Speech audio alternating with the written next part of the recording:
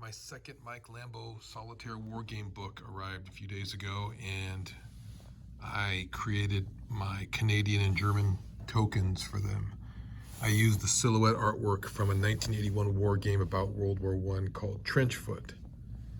And for my Canadian soldiers, I used the silhouette artwork for the British in Trenchfoot.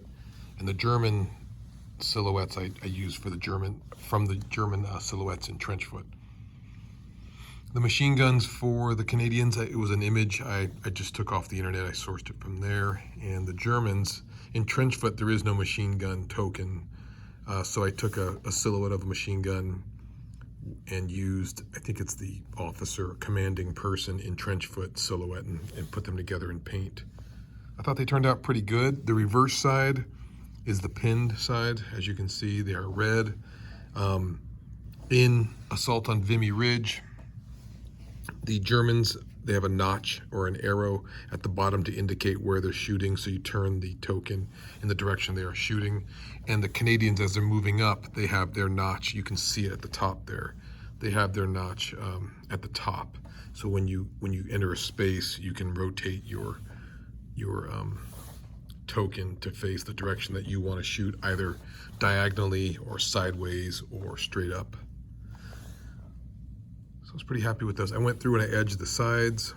My only thing I messed up on was on the rifles. I have them lettered, but when I was gluing them back to back, I put the wrong letter on most of them. Like for instance, B, the back side says C. I'm not going to worry about it. I'm just going to use the front for reference if I do the campaign.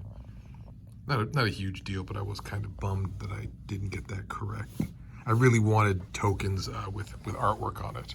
I have Herman Lutman's in Magnificent Style, which is the Civil War charge where you're moving up, sort of similar to this, pushing your luck, sort of like in the dice game Can't Stop, which I've never played, but I've heard the comparison of Can't Stop to in Magnificent Style.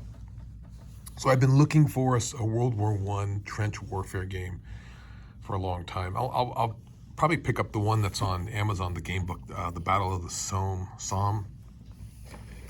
And back in the Victory Point Games days when in Magnificent Style first came out, there was talk of other titles in the series. I forget what the titles were called. I think it might have been Death or Glory, I think. But there was a World War I version of that I actually requested to help playtest. Nothing ever came of that game as far as I know. I would love to get it still if there's a version of that that's going to come out.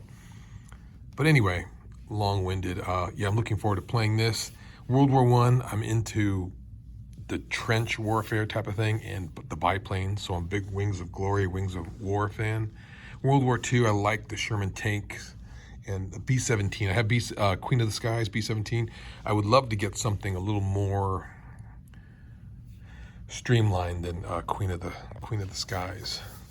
But yeah, I had a good time doing this. I edged them in black, and I was watching a great gothic horror movie with Barbara Steele from 1964 called The Long Hair of Death. And if you want to stick around, I'll show you this scene I thought was great. Barbara Steele's corpse coming back to life.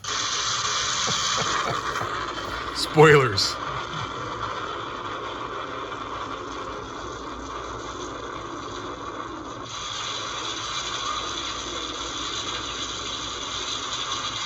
Look at that.